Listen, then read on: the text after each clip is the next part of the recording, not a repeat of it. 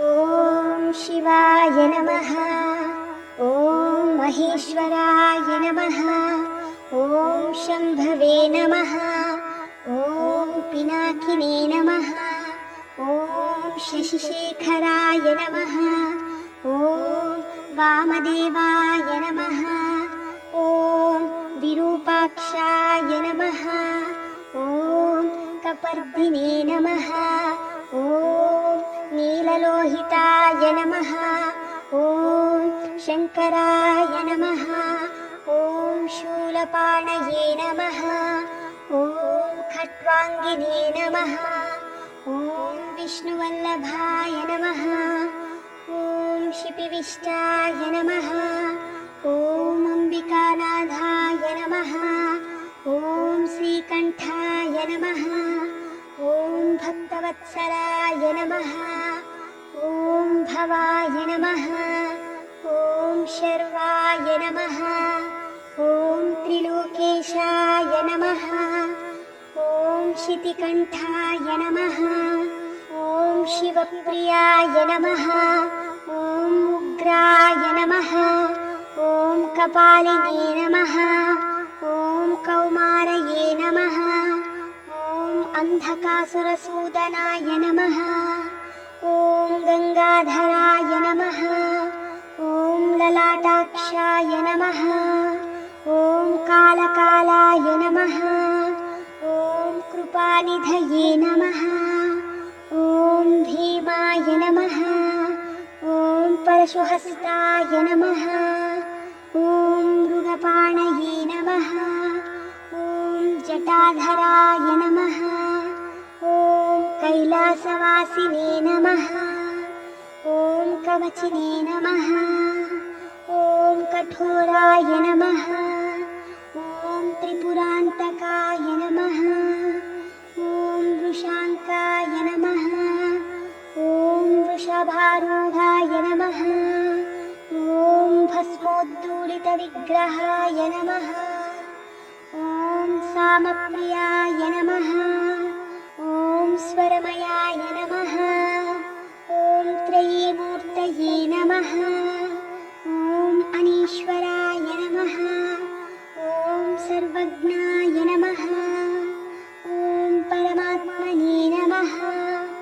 ॐ सोमसूर्याग्निलोचनाय नमः। ॐ हविषे नमः। ॐ यज्ञमयाय नमः। ॐ सोमाय नमः। ॐ पञ्चवक्त्राय नमः। ॐ सदाशिवाय नमः। ॐ विश्वेश्वराय नमः। ॐ वीरभद्राय नमः। ॐ गणनाथाय नमः। ॐ प्रजापतये नमः। ॐ हिरण्यरेतसे नमः। ॐ दुर्दर्शाय नमः। ॐ गिरीशाय नमः। ॐ गिरिशाय नमः। ॐ अनघाय नमः। ॐ भुजङ्गभूषणाय नमः।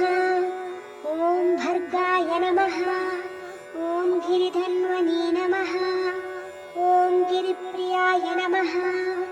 ॐ कृत्तिवाससे नमः। ॐ पुरारातये नमः। ॐ भगवते नमः। ॐ प्रमदाधिपाय नमः। ॐ मृत्युञ्जयाय नमः। ॐ सूक्ष्मतनवे नमः। ॐ जगद्व्यापिने नमः। ॐ जगद्गुरवे नमः। ॐ व्योमकेशाय नमः। ॐ महासेनजनकाय नमः। ॐ चारुविक्रमाय नमः। ॐ रुद्राय नमः। ॐ भूतपतये नमः। ॐ स्थानवे नमः। ॐ महिर्भुज्ञाय नमः। ॐ दिगम्बराय नमः। ॐ अष्टमूर्तये नमः। ॐ अनेकात्मने नमः।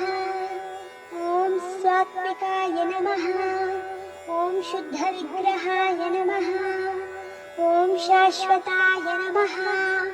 ॐ खण्डपरशवे नमः। ॐ अजाय नमः। विमोचकाय नमः। ॐ मृडाय नमः। ॐ पशुपतये नमः। ॐ देवाय नमः। ॐ महादेवाय नमः। ॐ अव्ययाय नमः।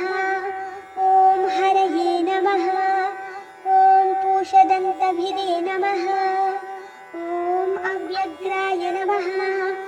ॐ दक्षाध्वरहराय नमः। ॐ हराय नमः। ॐ भगनेत्रभिदे नमः। ॐ अव्यक्ताय नमः। ॐ सहस्राक्षाय नमः। ॐ सहस्रपादे नमः। ॐ अपवर्गप्रदाय नमः। ॐ अनन्ताय नमः। ॐ तारकाय नमः। ॐ परमेश्वराय नमः इति श्रीशिवाष्टोत्तरशतनामावळि सम्पूर्णम्।